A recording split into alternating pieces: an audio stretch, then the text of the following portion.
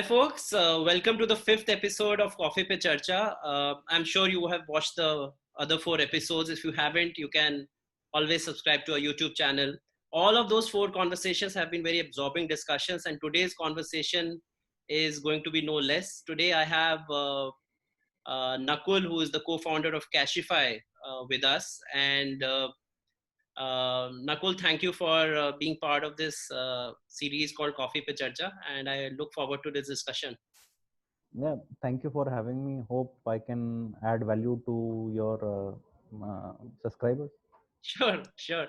So I'm sure all of you know about Cashify. Cashify is pretty much the market leader in its space, and they have pretty much transformed the way we want to like sell the mobiles or any electronic gadgets. And they have a proprietary price discovery algorithm basis which they give you the best possible price, and the selling is facilitated by a large network of localized dealers that they have, and they have some ancillary services in terms of screen pro and all those things. So Nakul, the interesting thing is I've known Nakul and Mandeep from quite some time when they started off with the brand name called Reglobe. And Nakul, the first question I have to ask you, given that fact that I've seen you guys start off from Reglobe and Cashify where it stands today, there's so much that one can learn, any budding entrepreneur or any current entrepreneur, in terms of what is it that you guys uh, did right in this 8 to 9 years of journey. What is that one thing which you felt was the right thing to do, and what are some of the mistakes and learnings that you have over the last few years, if you can throw some light on that? Yeah, I think one of the most important things we as entrepreneurs had was a focus and patience to keep driving that. So, what I see with myself before I started Reglobe slash Cashify, or a lot of other entrepreneurs, is that we get dejected or we lose focus when things don't go our way. When we started Reglobe slash Cashify, again, our focus was how do we help our B2B retailers source more inventory, right? So sourcing is always a challenge. So how do we solve that? Yeah. While the most attractive bit of it looks like, hey, why cannot I start selling refurbished? Because clearly you can make a more better branded offering. There is good demand, but again, to solve that also you need to still focus on sourcing. So from 2013 to till 2019 we did not even have a front end selling to consumer phase, because we were always so focused on buying and helping people sell their old phones. uh, and there were ups and downs, but we did not lose focus. So we had new venture capitalists who came on to us and said, hey, we will fund you if you shift your focus, Mm-hmm. right? And we said no, we believe that this is the problem right now. And we had competitors who are only focusing on the other side and are not are no longer in business, because again, if they don't solve the bigger problem, the second problem will never be solved. So for me, to all new younger entrepreneurs or people, it's very easy to lose focus, because when you get some failures, and you will have your ups and downs in every journey, you feel that hey, there may be another way to make quick buck. Uh, so never lose your focus, keep patience. If you are on it always, then you will find a way to win those situations. Yeah, I mean, absolutely. You're spot on because, it's a path which is well known to everyone. But when one starts walking this path, at times you just realize that, no, I can do this and that. And then you go into various areas. So Mm. I can, like, moving on to another part, which is about building Cashify and building the organization. I think, and one of the questions that I have to ask you as an HR tech entrepreneur myself is that, uh, how do entrepreneurs or founders or how should they look at the HR function? Because in a lot of cases, we see that entrepreneurs at times undervalue the HR function, and it's very late by the time they set a formal people function, right? By then the problems are so many that you can't really solve them. And it's always, obviously it's not too good to invest very early on in the HR function as well. So is there a thought that you have in this direction? And looking back, based on what you have done with Cashify, would you have set your HR function a little earlier or a little later? And what's your view on this? So I don't know. I don't have a perfect answer. I can tell Sure. you what has worked for me, right, or what has worked for Cashify. Me and Mandeep and Amit had split HR between us, and so that means hiring would go through us. Their employee satisfaction, any related activities, all were done by us. So we were the HR heads for initial 50 employees. So so initially maybe it was just me till it was 25 people, and then the other two co-founders contributed on. So we divided teams between us and said, hey, you are HR head for this section, you are HR head. And after maybe a 50 kind of number, we realized that we can't really give personalized attention to each of them, Sure. and that's what HR is all about, that your main assets in your company is your people, and how do you give personalized attention to them. And that's where we found that we need an HR person. uh, so we hired a junior HR person to start with, and again, how we split it was initially that the company was split into four divisions, and one junior HR was handling one fourth of the people, and the other co-founders were handling the other three. And as we kept growing, the co-founders had less and less time to spend on personalized interaction. Sure. So we kept hiring more HR people, and then after say two HR people, we realized that we need somebody to manage them as well.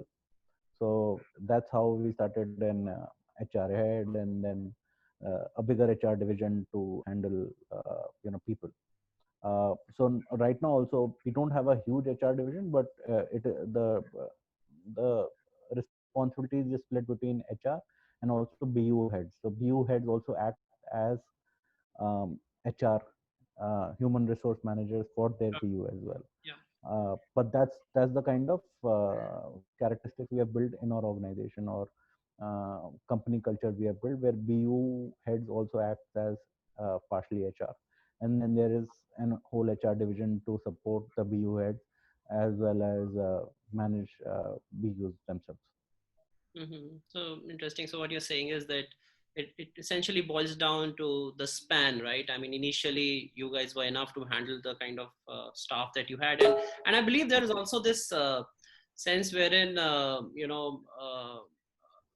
the first few people are naturally very, it's a small team, it's like a family feeling. So obviously there's a different sort of people interaction you need at that point in time, but once you grow into a more formal organization, the formal processes have to come in, and that's when I believe the HR is really needed in your. Yeah, so I believe out of when we were say about 200 people, I would have hired, I would have done one round of interview of all 200 people. So uh, they have gone through my selection. But now, for example, we are 800 people. I don't think I would have interviewed more than 200 people after that. Yeah. So it becomes difficult for me to scale myself, and then you are Yeah. dependent on your teams to do that. While I would have loved to do 800 all interviews, but 800 selecting 800 people means doing almost 10,000 interviews, which is not humanly possible, Yeah. right? As you scale, you start optimizing and trusting your teams to do their work. Yeah, interesting. And interesting that you mentioned that you have interviewed pretty much every one of them, and you would have interviewed a lot more people to get those 200. So, Hmm. um, what does it take to crack interview with Nakul? What's your hiring philosophy when you hire? I mean, it's a very broad thing. Obviously, it depends on the role and all those things. Obviously, you're looking at sales guys or operations or tech and all that. But but there must be an underlying hiring philosophy, right? Which you have developed over the years based on your experience of this guy looks good, but he doesn't. These people are not the people who succeed in a ambiguous startup kind of an environment, Right, right. right? I mean, So how do you go about hiring really? Yeah, so I think two things are very important for me. One is how much homework the person who's coming to the table has done for the job, right? So when they come in, how much do they have they talked to ex-employees, or everybody gets a connection inside the organization and figure out. So have they talked to anybody like that? Do they know what we do? Have they done so if they are appearing up for a product interview, have they done some product homework? Do they find some gaps? If they are coming for a customer support, have they interacted with Cashify customer support? Right? And trying. So if somebody's come with the homework, the half the interview is already better. Mm, I am more interested in discussing with them because I understand how keenly they have looked through it. So are they logical, not logical? What are and they have interest in joining. Right? That means they spent time to do their homework. So that is one. And then there is always we are always looking at a cultural fit. So there is a certain culture in the organization. We don't have a very boss culture that hey, the boss will give tasks. So you have to pick up your own task. You have to complete. We are more focused on completion rather than somebody sitting on your head and getting you completed. So more entrepreneurial kind of work culture. And then I discussed a lot about your previous roles and how what were the problems, issues, and if I see that hey, these are going to be the problems they will also have again if they come and join us, then I would not probably hire, even if it's a great domain expert uh, in the organization. So yeah, a bunch of these things. mhm, mhm. And just a follow-up question on that, Nakul, is that, you know, over the years you have seen so many people in your team. Uh, what is a typical composition of the guys who eventually are able to sustain in a sort of a startup environment? And when I say startup environment, I mean the fact that you said, right, no one is there to assign you tasks. I mean, you have to think, uh, what is it that the business wants and what is the initiative I can take to make things better. So is there a typical composition of people who really, if you believe that, succeed in sort of in a startup environment? Yeah, so I really I don't know what it takes to succeed in a startup environment. I can tell you what it takes to succeed in a Cashify environment. Mm-hmm. And what I've typically seen is ego plays a big role. So if I'm able to decipher that you have a big ego and you are ego driven, that really doesn't work in Cashify. Because I've seen people who, HR wrote this mail, I don't think I can work in this environment, or hey, the AC is making noises, yeah, loads of things, right?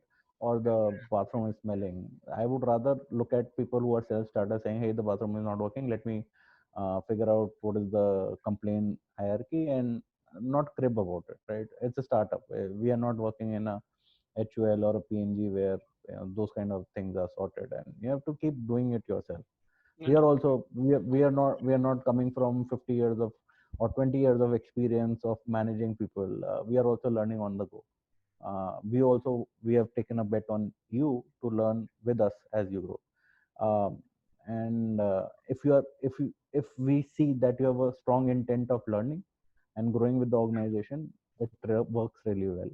If we feel that you are always comparing or making assumptions, there it doesn't work. Understood. Understood. Interesting. And how? What do you make out of this current situation? Not in terms of business, but in just in terms of the impact that it is going to have on the future that we are going to have in terms of future of work.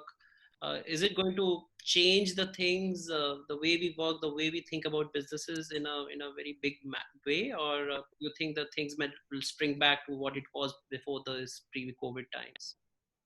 I think I've seen three phases, and I've seen a lot of memes around it on Twitter and everywhere. The first phase has always been, oh, how can we work from home? It's never possible. And then you're forced to work from home. Sure.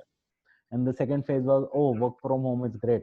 Everything can be done from home, and this is the future. And commercial office space will be useless now.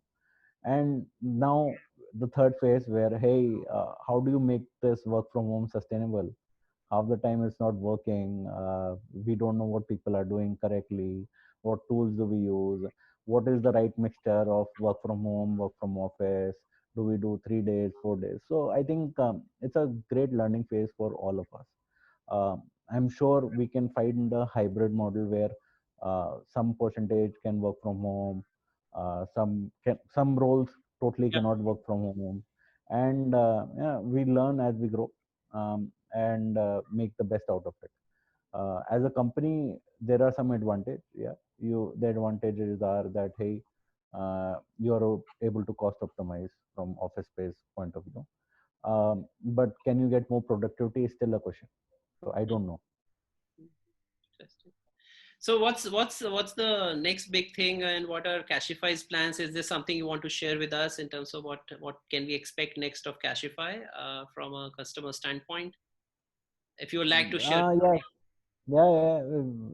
You would see a lot of more Cashify stores. Great. So we are still very aggressive and gung-ho about our stores. We currently had pre-COVID, we had about 44 stores. Okay. So those may decrease temporarily, but overall, the target for the year is again 100 stores overall. So we are still looking at doing that target. Okay. So the stores, Uh, you can go and sell your gadgets at the and yeah, store, and the you can sell your gadgets. You can instantly repair it. You can buy refurbished phones there. You can buy phone accessories there. So it's all in one phone store. so I go, I give my And old gadget, and I'll get the cash. Right. That's exciting. yes, yes, Right yes, there on the spot. on the spot. Wonderful. And 100 is a big number. And it is, how many cities is it spread across? So it will be spread across 7 cities. Okay. Okay. And it's typically located in malls or public places. It was, but not anymore. So we are closing a lot of our mall stores because malls have become unsustainable. Yeah. But you will be seeing a lot more of us on high street markets Okay. or local markets as well. So yeah, Okay. combination of them. Okay. Okay. Wonderful. Nakul, I think it was a very interesting and short conversation, but I think a lot of interesting points you brought out in that, and really, really thankful to you for making some time to talk to me on this one. And Yeah, all the uh, best for Cashify and its future. yeah. Thank you very much, and hope to see you soon, face to face. Yes, yes. Let's hope that. All right, Nakul. See you. Thank you. Okay.